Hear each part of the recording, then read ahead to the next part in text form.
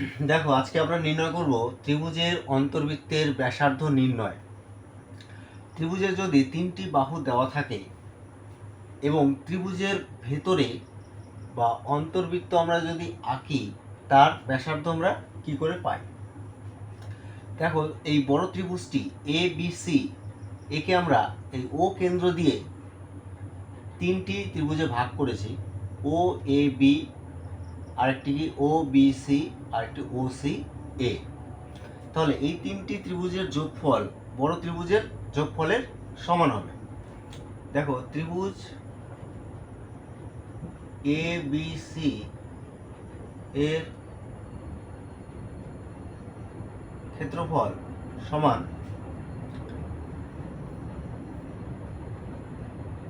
ত্রিভুজ A B C যোগ ত্রিভুজ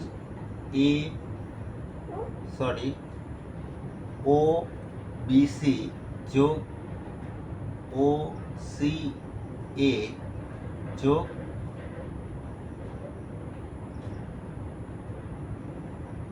ত্রিভুজ ও এ বি।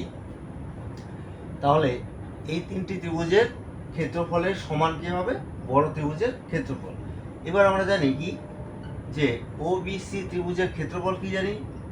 হাফ ইন্টু ভূমি ইন্টু ও বি সি। তাহলে কে বি সিটা এখানে ভূমি, তাহলে হাফ ইন্টু বি ইন্টু এই উচ্চতাকে ওবি। তাহলে ওবিটা কি? বৃত্তের ব্যাসার্ধ।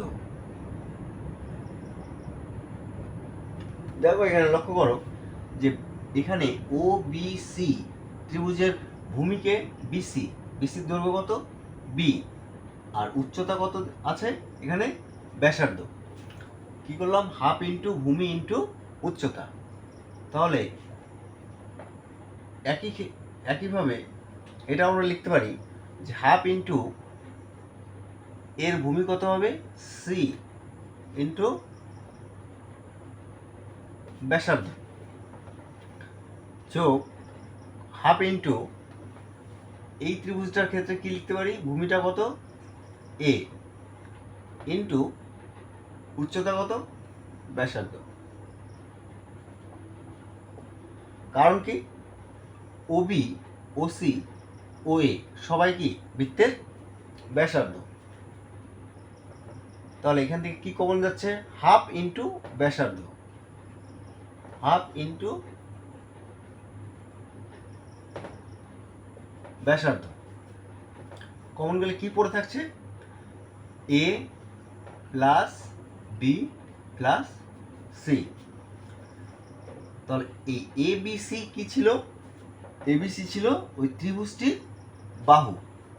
তাহলে বলো, এ প্লাস বি প্লাস সি মানে বাহু তিনটির যোগফল আসলে কি? হাফ ইন্টু ব্যাসার্ধ ইন্টু এটাকে কি বলবো আমরা? ত্রিভুজটির পরিসীমা। তাহলে ত্রিভুজটির ক্ষেত্রফল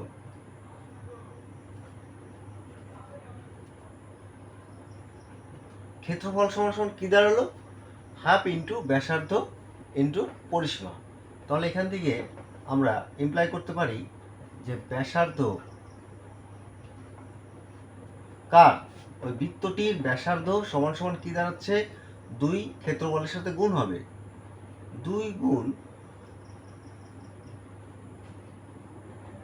ক্ষেত্রফল বাই কত?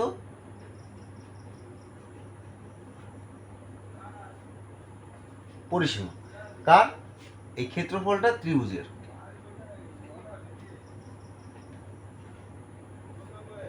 আর পরিসীমা কার?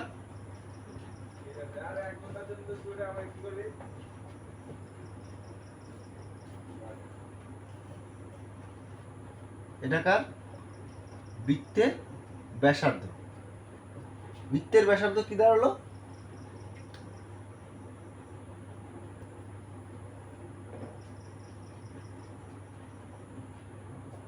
বৃত্তের ব্যাসার্ধ দাঁড়ালো 2 ইন্টু এই ত্রিভুজের ক্ষেত্রফল বাই ওই ত্রিভুজের পরিসীমা।